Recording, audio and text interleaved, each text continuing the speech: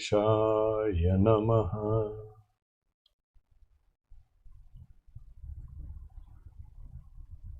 Welcome to the 12th class in this series of Mantra Yoga. And we have, as you know, we have subtitled it One Mantra Only.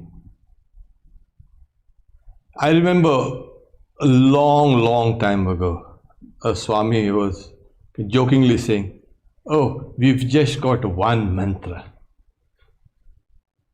I wish we had some more mantras. And that one mantra has to be repeated day in and day out to your whole life. Imagine, the mind likes variety. It does not like to stick to something monotonous. Just one. However good the thing is, the mind after a while gets bored with that. Now this is natural to things which are mundane. When the question of a mantra does come up, is it one? Well, it is one, and yet it is the many. As we have seen it in the previous episode, that one mantra is reflected and refracted and diffracted into thousands and thousands and thousands of repetitions. So today, and we were talking to the Swami, and then he was joking, of course. It's not one. You start with the one, but there are different levels.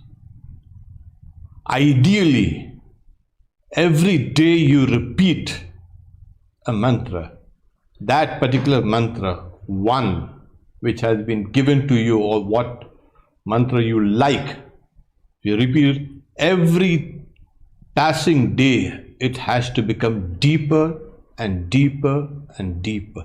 It's like diving in.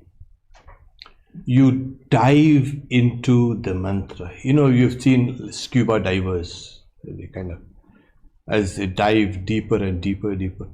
So what happens? There are environments changing out there. It's obvious.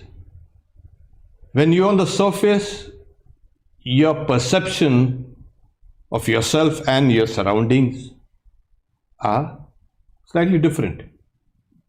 And as you keep on diving deeper and deeper, that is, as you keep on repeating it precisely, articulating the way it has to be done, what happens is it goes deeper and deeper and deeper.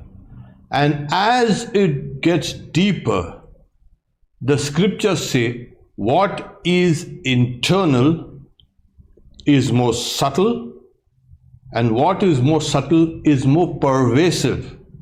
See, a gross object out there is more limited. A subtle object is less limited.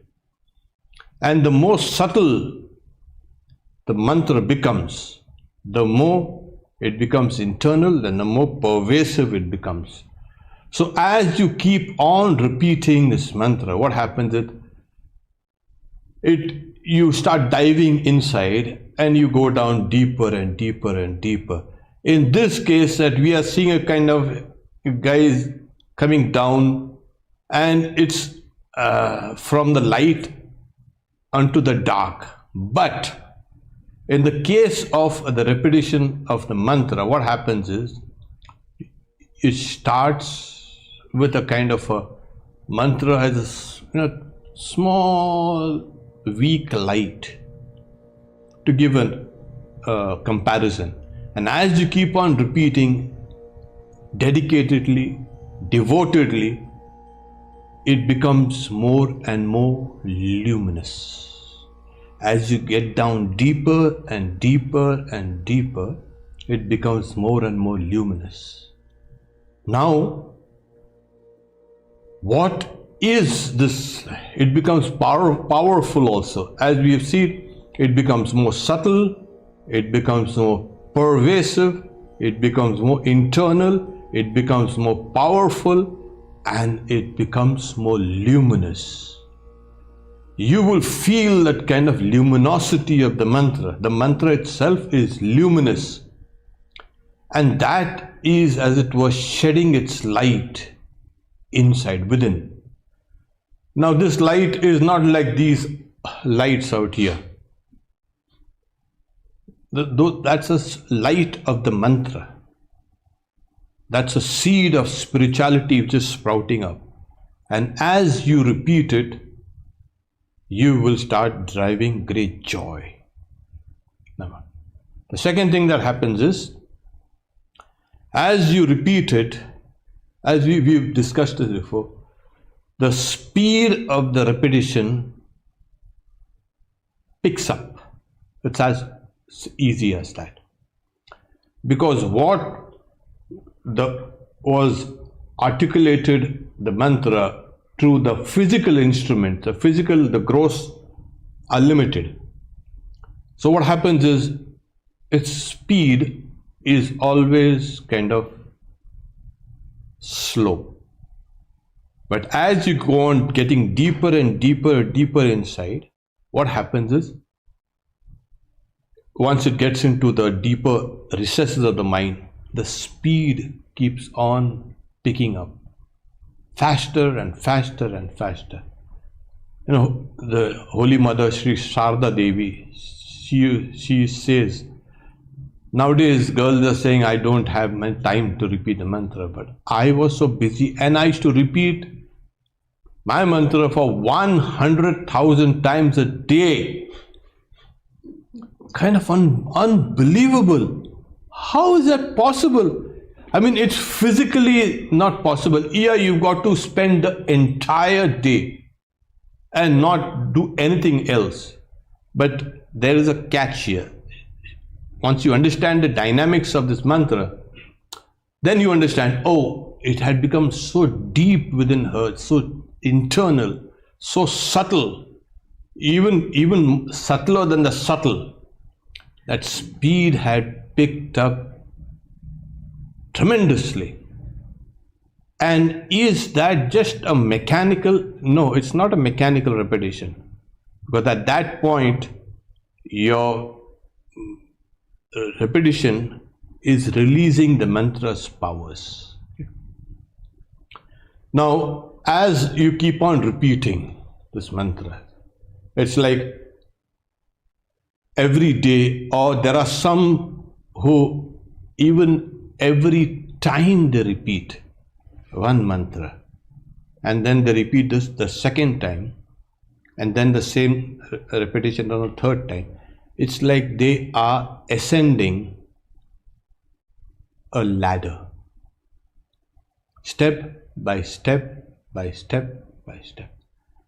This is actually the path, and this is actually the goal. So every time you repeat, you are not repeating it exactly what it was. In Buddhism and in Hinduism also, in Vedanta, like they say, you don't step into the same river 2 times. Or you don't see the same river 2 times. The water has passed, but it's the same river. It is the same river, the water has changed. It gives you the illusion of a kind of permanence within the change.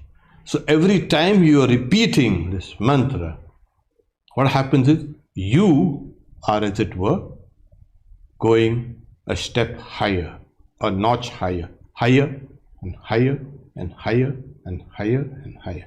You don't repeat the mantra, the same mantra 2 times. Now you can understand, oh, not one mantra, only one mantra. Actually, it's one mantra, but it's being repeated gradually on different levels. Now, as you keep on repeating, what happens to you in your psychophysical being? Now, we know that we have a gross body, we have something called a subtle body, and within that subtle body, there is something called a causal body. And behind that causal body is that field of consciousness. We are, as it were, kind of like a few plastic bottles, empty bottles, of course, bubbling up and down the ocean of consciousness. So our bodies, all our three bodies are kind of, right now, it's not completely integrated. And that's the reason why we have all the troubles in life, because we are not integrated. Especially our subconscious mind is thoroughly disintegrated, thoroughly. Things pop up from God knows where. We know, of course, God also knows. But it pops out from your subconsciousness. And you have no control at all over it. It means that all those things are kind of lying strewn about, uncategorized, disorganized, and that is the reason for the disintegration. So once you can understand the idea of integration, when you sit down to meditate, what happens is you find your body and your mind and your soul, as it were, getting integrated. It releases a tremendous kind of, exerts a tremendous power when your body is aligned. You know, you drive a car which is kind of not aligned, its wheels and everything is, you know what happens. It's all kind of noise, vibrations. So when a thing is aligned, properly tuned, all these things about inner awakening happen only then. People say, what is awakening? Well, your body is going this side, your mind is going there, and your intellect is going there, and your senses are going there. First, get a grip on this. Get integrated. The moment you get in all the aspects of your personality and deep personality all integrated, an awakening comes by itself. People say, oh, you must struggle for, yeah, you've got to struggle to integrate it. And what is the integrating factor? The mantra. So it is one, yet it has multiple functions. Functions is, so on the psychophysical plane, you are being integrated. And there's an awakening coming up there. What happens actually to the mantra itself? We had shown you how a person keeps on diving deeper and deeper and deeper and deeper and deeper. As a person goes deeper and deeper and deeper, comes down to some ground reality. Now, where is the ground of the mantra? You keep on diving and diving. There is no such thing as continuously diving for years and years. There has to be some, you can say, foundation, some bottom. Otherwise, a spiritual life is a big dive, and you don't stop diving. Oh, that's not, it's nothing attractive about being spiritual then. You're constantly diving. Okay. In the question of the mantra itself gets deeper into itself. I want to get this correct. The mantra itself enters into itself as you repeat it. And that is the, you can say, the spark that will enlighten everything. So in the psychophysical body, what's happening is you're getting integrated here. But on the mantra level, that mantra itself is getting into it deeper and deeper. It's like each repetition is like a wheel within a wheel, within a wheel, within a wheel, within a wheel. Every time you repeat, you're getting deeper. But it's a very small mantra. That is a misconception. The mantra has the seed of is the seed of the whole universe. So as it keeps on getting deeper and deeper in the first signs that the mantra is entering into itself happens when you are aware of there are 3 dimensions of the mantra. So the first is called Adhyatma. It's called the internal world. This. Adibhuta, external world. Adidaiva, divine world. So these are the 3, you can say, dimensions of the mantra one realizes as the mantra is getting deeper and deeper. Adhyatma, Atma is now your psychophysical body. This, your body. And Adi is inside. So the first thing that happens is you will find the mantra here become alive. That is it.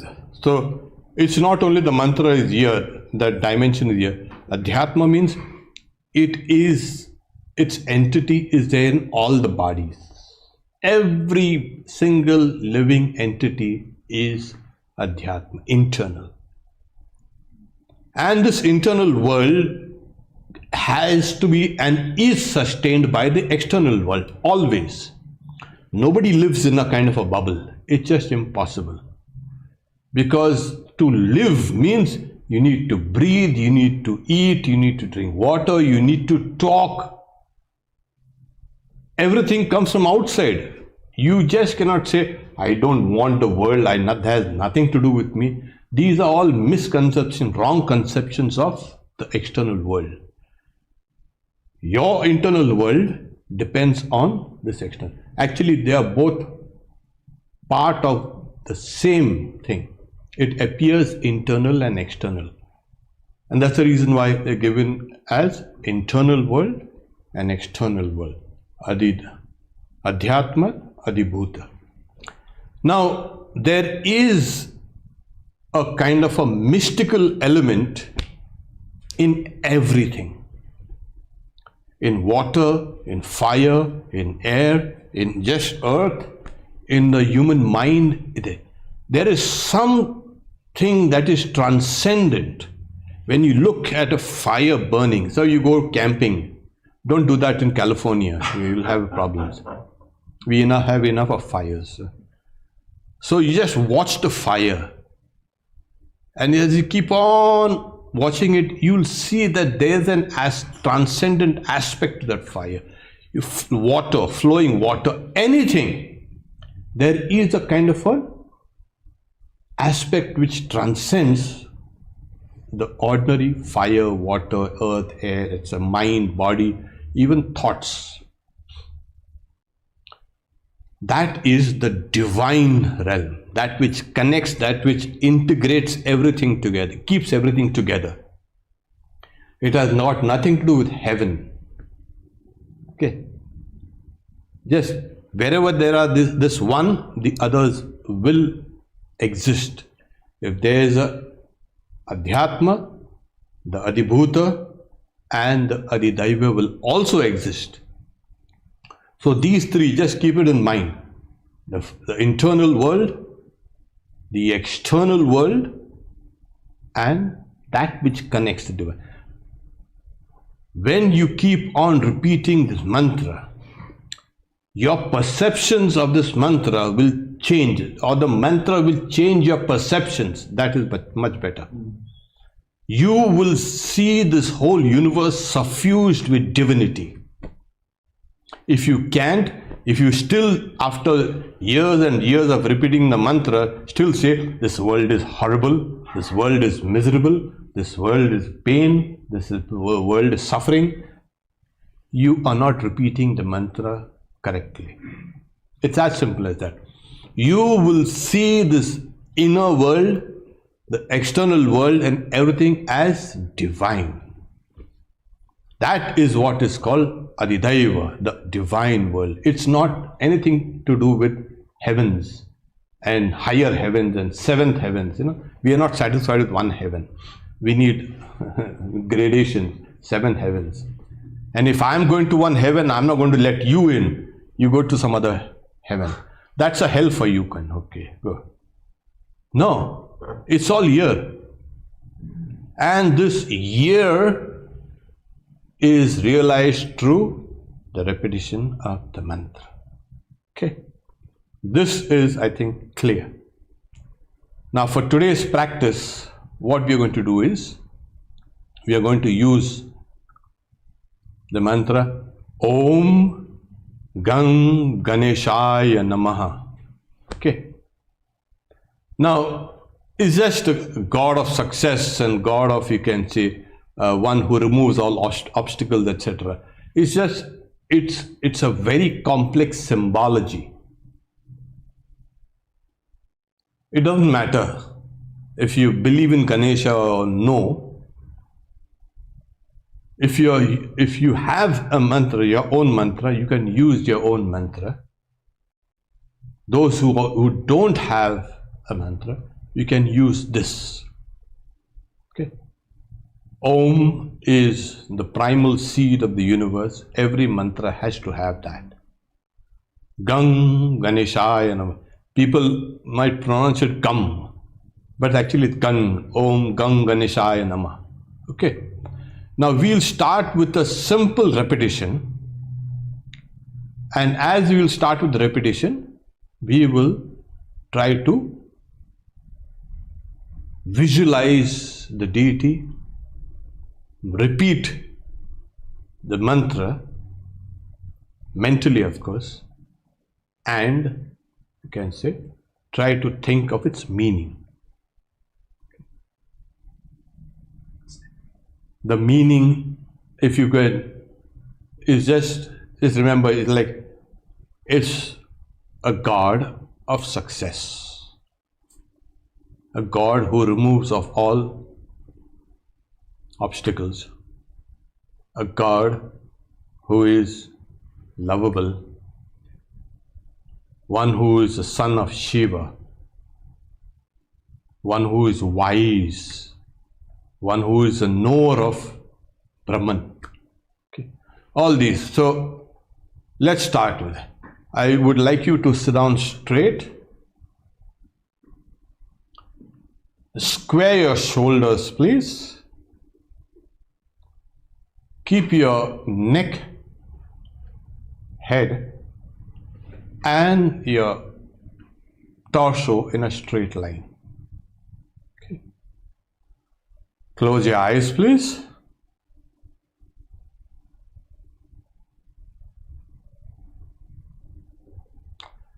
Become aware of your breath.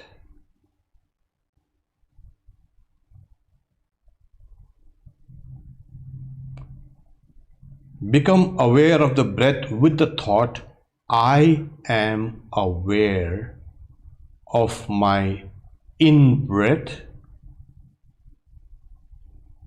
I am aware of my out-breath.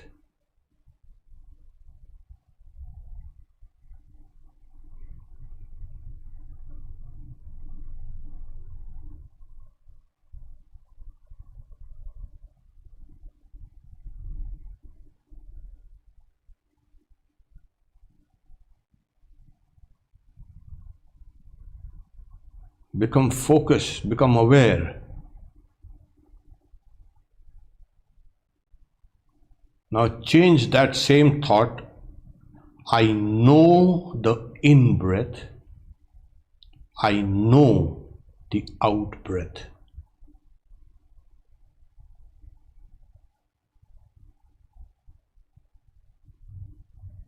focus.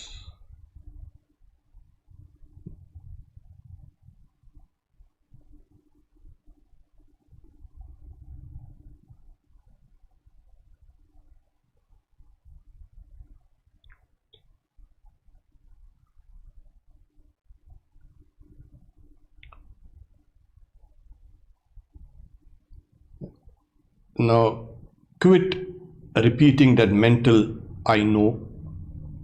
Just become aware of your breath now. Join your mind to it.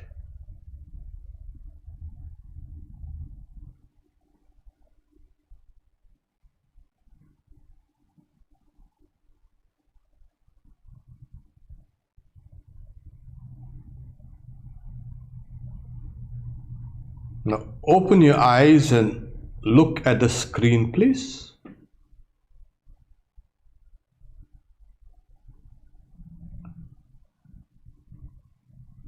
Gaze at the symbology, the figure. Om, Gang, that's a seed word. It's a very powerful word of Ganesha. And Ganeshaya Nama, salutations to Ganesha. Om, Gang, salutations to Ganesha. Okay. Now close your eyes, please. Now I want you to repeat this mantra fast. Follow me. Om Gang Ganeshaya Namah. Om Gang Ganeshaya Namah. Om Gang Ganeshaya Namah. Om Gang Ganeshaya Namah. Om Gang Ganeshaya Namah. Om Gang Ganeshaya Namah. Om Gang Ganeshaya Namah. Om Gang Ganeshaya Namah. Now pick up faster. Om Gang Ganeshaya Namah. Om Gang Ganeshaya Namah. Om Gang Ganeshaya Namah. Om Gang Ganeshaya Namah. Om Gang Ganeshaya Namah. Om Gang Ganeshaya Namah. Om Gang Ganeshaya Namah. Now slow down. Om Gang Ganeshaya Namah. Om Gang Ganeshaya Namah. Om Gang Ganeshaya Namah. Slower. Om Gang Ganeshaya Namah.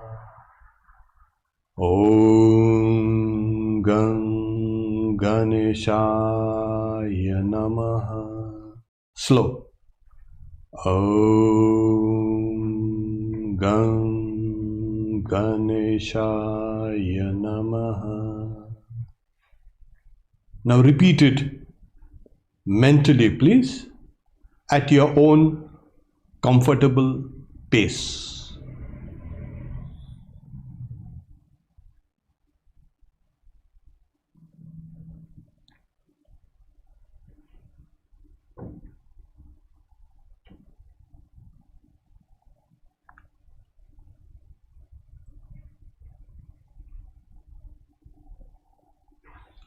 Now take long deep breaths. Stop repeating. Take long deep breaths. And open your eyes, please. I'll tell you why there was a variation in the speed. Generally, as there are many obstacles, physical, psychophysical, external also, you need to push a little hard. And as you keep on pushing, then what happens? The speed then slowly becomes less, you can say fast, and then it becomes comfortable as you keep on repeating. As it becomes deeper and deeper, as I said, you are not repeating it with these instruments. The speed of that mantra keeps on increasing the deeper you go in. Then what happens is your own spiritual nature takes over that repetition. So first you push, and then you slow down, then make it a deliberate repetition, thinking of its meaning and visualizing, and then slowly, as it gets deeper and deeper and deeper, the mantra itself will start then slowly picking up speed. But that speed will be comfortable in the sense of you will not feel any strain. You must have noticed as you are repeating the mantra fast, it was getting a bit strenuous. With mental repetition, as you keep on getting deeper and deeper, everything, your body is becomes still completely, and the mantra kind of starts whirring fast and fast and fast and fast and fast. It takes over the repetition, as it were. There is no conscious, you can say, effort. It has become natural. And that is the beginning of that great integration. Okay. So we stop here for today. We take the questions. Om Shanti Shanti Shanti. Hari Om Tat Sat. Shri Ram Krishna Arpanamastu. So, how does japa, mantra repetition, helps overcome negative thoughts? Negative emotions, sorry. How? It simply banishes them. It simply cuts them. That's how. So, that is the way, and we have been trying to tell. It's not only pushing away the negativity, but it's also keeping you on the path to the divine. Okay.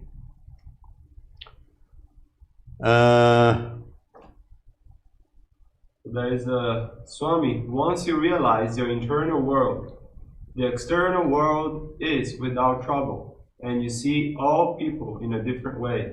You feel calm and joyful all the time. How can this be possible? Yeah. Out of trouble, and you see all people in a different way. You feel kind of all that. How can this be possible? Well, Connie, try it out. It is just not my, you can say, imaginary thinking. What I've been teaching you for all these days is based on scriptures and based on experience. You will see as the mantra awakens, you awaken, and you will see everything as different. It is possible. So there are a few other questions before. In Sharda Mad book, Mata said japa of 15,000 to 20,000 japa per day. I am unable to concentrate. It takes me 3 to 4 hours a day. Yes. If you can do it with concentration, you'll reduce the time.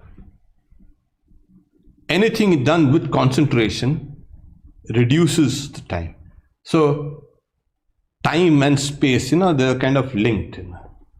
It's like, so when you concentrate, time kind of contracts. As you see, if you're engaged with something, you won't even know the passing of time. So if you are doing, if she has told you 15 to 20,000, has your teacher told you to do 15 to 20,000? No. So don't think picking up from the book and picking up from that book and say, I will follow this, you'll get yourself into trouble. So what you do is you start with the basic 1008. Okay. Don't go in for 15 or 20,000. Start with 1,000. And after you've done 1,000, time yourself. How long does it take? If it takes you 1.5 hours, Okay, 1 hour, okay. Then you repeat that mantras 1000 times and you'll see the time decreasing for it. But do it properly. You're not in a kind of a race. So once you go in for you can see you've established yourself in 1000, then you can increase it by 1500 or maybe 2000. This is the way. Do it slowly, pick up speed, and that will help you, and it will be less strenuous. Your brain and your mind will not get fatigued. So that is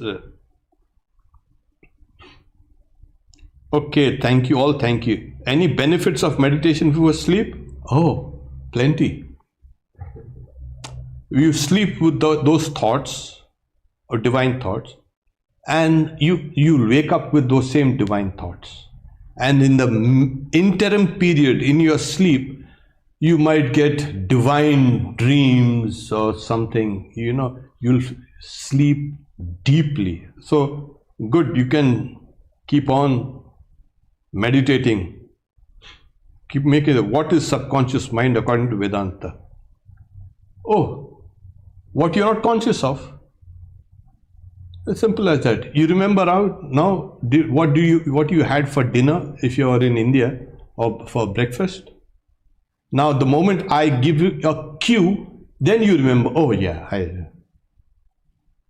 So an external cue comes in from the senses and it arouses old memories.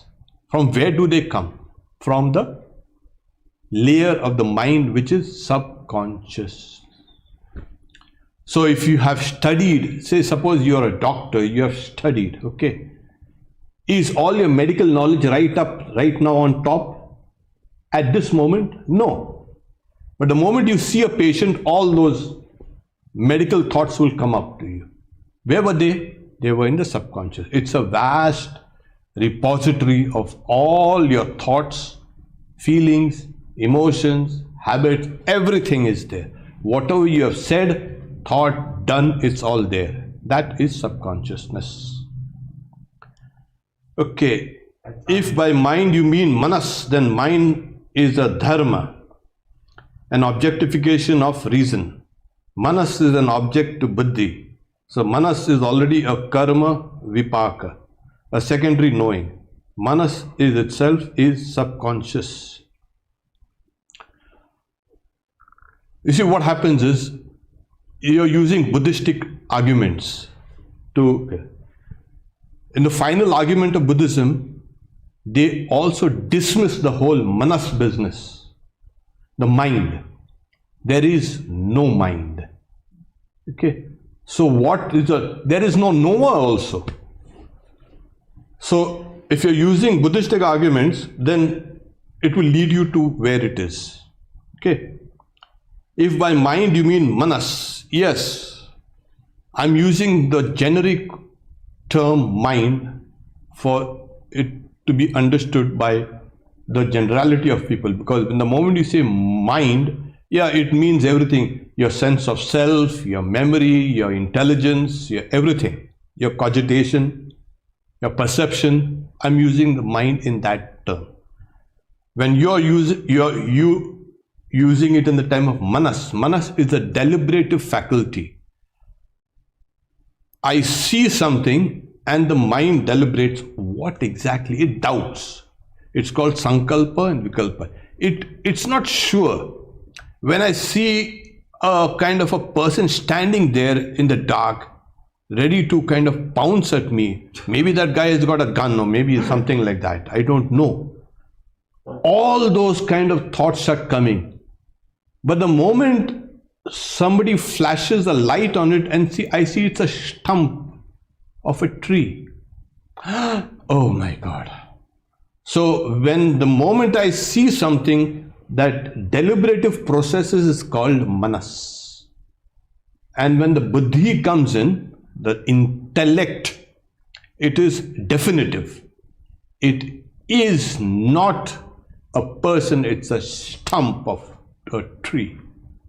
There it is. So this is what The manas is a dharma and objectification of reason. I don't understand this. Reason is in the intellect, not in the manas. You got this?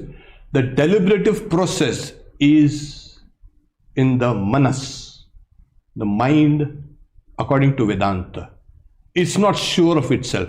Then comes the proper perception of the intellect.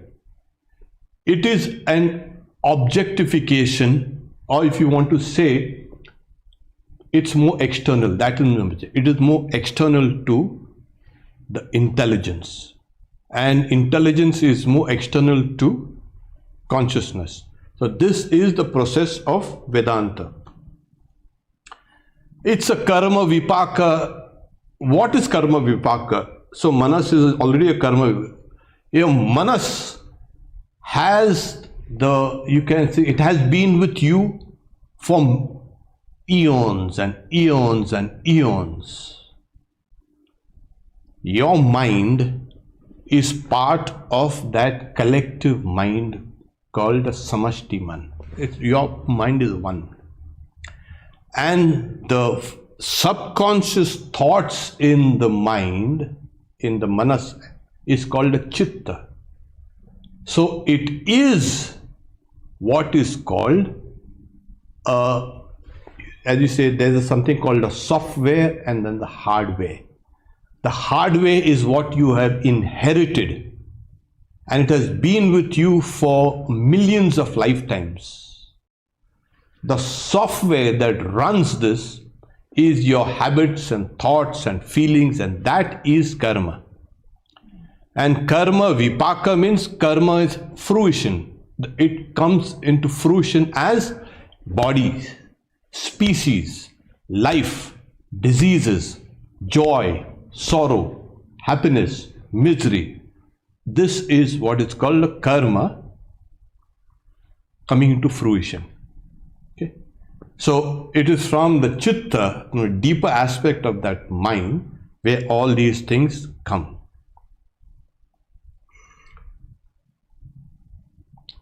So manas itself is subconsciousness.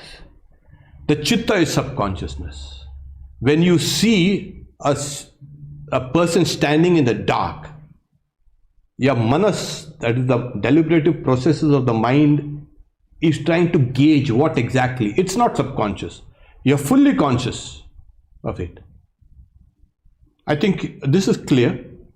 So we are getting mixed up with these technical terms. So the next is okay. It's from Ritna Ghosh. Yeah, what's very scientific. Okay. At times. Yeah. At times when I repeat mantra, my mind starts to drift as the mantra is almost automatically repeated. Please tell me how to. Oh, you bring your mind again and again. What do you mean drift? You have been drifting all through your life. You are letting your mind, that is, even we have been drifting all our lives. We're drifting away from God.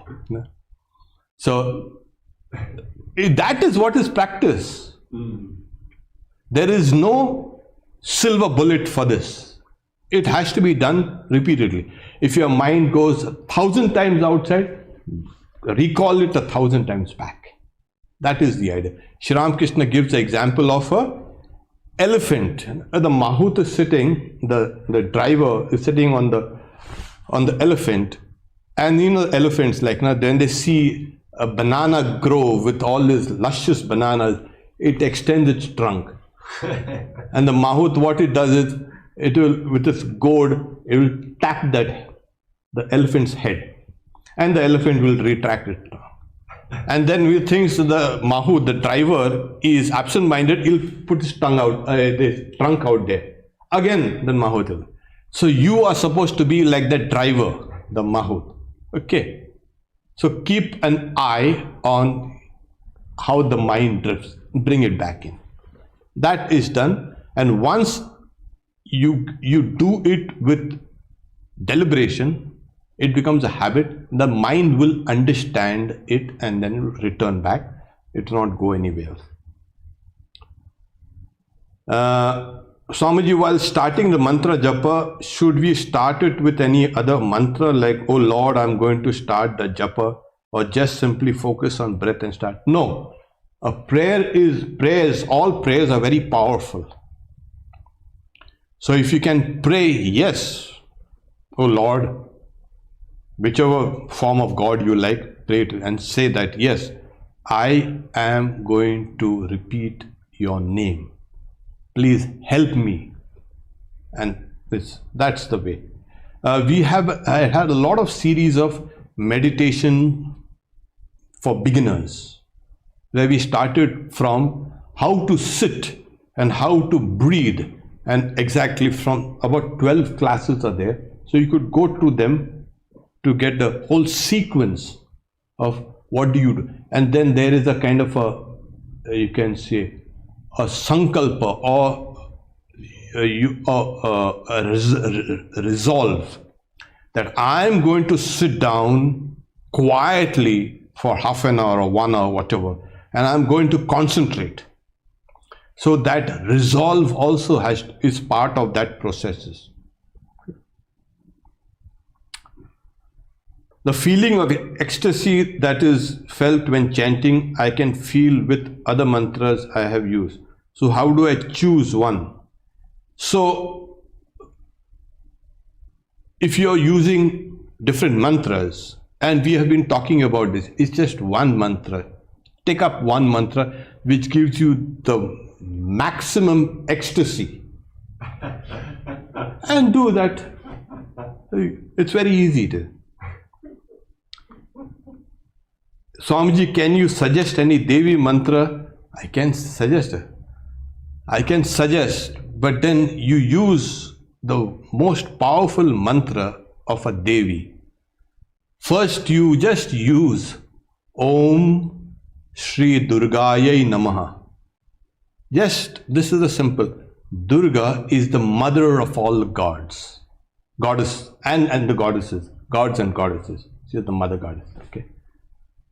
Om Shri Durgayai Namaha. Okay, that will go. That will do. So Buddhi is more conscious than Manas. Yes, Buddhi is more conscious than Manas. Okay. Please look into one of the previous classes in its playlist. He has taught the practice of Om Shri Durga. Yeah, somebody. Thank you, Kumara. Okay. And we have, please explain the phenomena of avatar. Is an avatar different from the individual? Obviously. Obviously. I've been a couple of Sundays, a couple of Sundays before. Here in Hollywood, I spoke of the doctrine of the avatars. Go to a Hollywood playlist on YouTube and find out the doctrine of the avatars and what is the great difference between an ordinary soul and an avatar. Should we chant a mantra to an avatar such as Ram? Of course, you have to chant a mantra. You don't have to chant a mantra to any dog or cat or something like that. As you think, so will you become. So remember that. So if you chant the names of, every morning we say, chant the names of the Lord and His glories unceasingly, that the mirror of the heart may be wiped clean. So take that as a kind of starting point. Okay. There are so many. I love to recite Hare Krishna. However, it is not my Diksha mantra. Does it matter? No, it does not matter at all. You can chant. You can chant both. It's very good. Can you please give us some email address to write to you? Oh my God. Contact a monastic. On our website, we have something, contact a monastic. You can write to us. Then Vedanta.org. Okay. I don't like the expression super consciousness and subconscious. I deal with it. Well, super consciousness, you may not like it, but then there is something called a super consciousness. and there is also something called a subconsciousness, because these are all studies. There's a huge, even before Freud spoke about the unconscious or subconscious, people knew about it, only he kind of popularized it. So there is a huge area called of the mind called the subconscious. And the yogis in India, they were well acquainted with another realm of the mind called a super consciousness. That has been formulated in the yoga aphorisms. Okay, how many times mantra will I chant to make a siddhi? How many times? It depends on your personality. Okay, it depends on your energy. It depends on your desire to get liberated. So I might say chant 10 times. But then if when I see you and meet you, they're saying, no, not 10 times. You repeat it 1,000,000 times. Okay, that's good enough.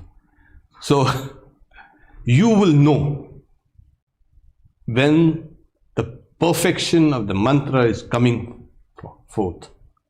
Okay, so you will know it. So keep on repeating till you know. Now it's the time.